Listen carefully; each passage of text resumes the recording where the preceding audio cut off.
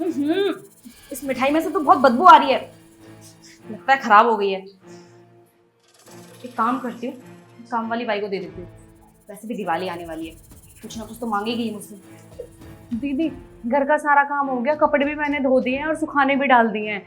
और कल ना दिवाली है दीदी, तो सुबह तो मैं जल्दी आकर आपका सारा काम कर जाऊंगी घर का, लेकिन शाम के बर्तन करने आ नहीं पाऊंगी। कोई बात नहीं, शाम का काम मैं खुद कर लूंगी। अच्छा ये ले मिठाई, कल दिवाली है ना, बच्चों के लिए ले जा। मिठाई? थैंक यू दीदी। बच्चे ना बोल भी रहे थे कि मम्मी अगर घर आओ तो मिठाई लेकर आना। अच्छा है आपने मिठाई दी थी, अब खरीदनी नहीं पड़ेगी। चलो दीदी मैं चलती हूँ, happy Diwali. Same to you. बेवकूफ कहीं की, ये गरीब लोग ना बेवकूफी होते हैं। खराब मिठाई लेके चली गई और कितनी खुश हो रही थी। आ गई तुम? तू एक हफ्ते के लिए कहाँ गायब हो गई थी? अरे दीदी बस, मुझे ना सब पता है तुम्हारे ड्रामे। तू जानती भी है कि मुझे कितनी मुश्किल होती काम करने में। अरे घर का सारा काम मुझे अकेले करना पड़ा, झाड़ू पोछा बर्तन, घर की साफ सफाई। दिवाली का टाइम वैसे भी है, तुझे पता भी कितनी परेशान थी मैं। तू मुझे ना साफ साफ बता दे, तुझे घर में काम करना है नहीं करना? दीदी आप गुस्सा क्यों कर रही हो? काम तो मुझे करना ही है, काम करने ही तो मैं यहाँ पर आई हूँ। वो क्या है ना, दिवाली पर मेरी तबीयत बहुत ज़्यादा ख़राब हो गई थी। आपने जो मिठाई दी थी जाकर वो मैंने खाई, और मिठाई खाने के बाद मेरे पेट में दर्द होने लगा। और फिर जब मैं डॉक्टर के पास गई तो उन्होंने बताया कि मुझे इन्फेक्शन हो गया है ख़राब खाना खाने की वजह से। दीदी पिछले पूरे हफ्ते मेरी तबीयत ख़राब रही, अब मैं थोड़ी ठीक हूँ इसलिए काम पर आ गई।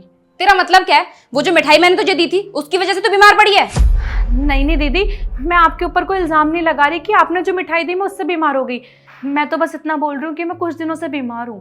तो तुम कहना क्या चाहती हो? उस मिठाई को खाने की वजह से तुम्हारी तबीयत खराब हुई है? हनी, कमला कोई बीमार नहीं हुई थी, बल्कि मैंने इसको छुट्टी दी थी। क्या? आपने छुट्टी दी थी इसे? असल में मैंने ही इसको बोला था झूठ बोलने के लिए, इसलिए इसने तुम्हें झूठ बोला। और मैंने ही इसे मना किया था काम पर आने के लिए। मैंने बोला था कि तुम घर पर ही रहना।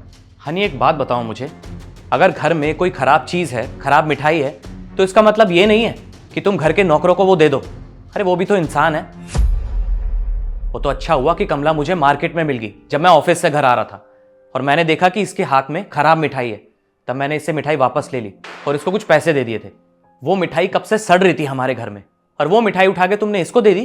तुमने एक बार भी नहीं सोचा कि वो खाकर ये बीमार पड़ सकती थी या इसके बच्चे बीमार पड़ सकते थे। लेकिन तुमने तो बस अपने बारे में सोचा ना। अब ये एक हफ्ते से हमारे घर काम करने नहीं आ रही थी, तुमने सारा काम किया ना। अब पता चला कि कितना काम करती थी कमला हमारे लिए। मुझे एक बात बताओ हनी, अगर वो मिठाई बाय चांस इसके बच्चे खा लेते या कमला खा लेती तो ये बीमार पड़ सकते थे ना, कुछ भी हो सकता था।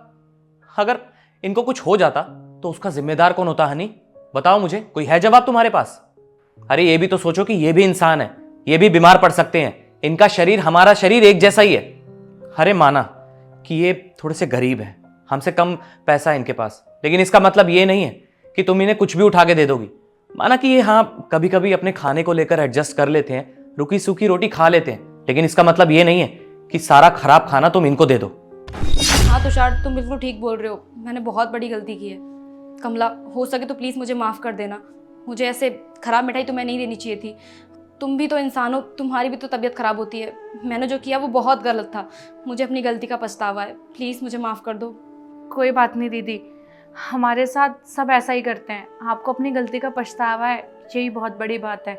लोग हमेशा यही करते हैं, जो चीज़ काम की नहीं होती या फिर ख़राब हो जाती है वो काम वालियों को दे देते हैं।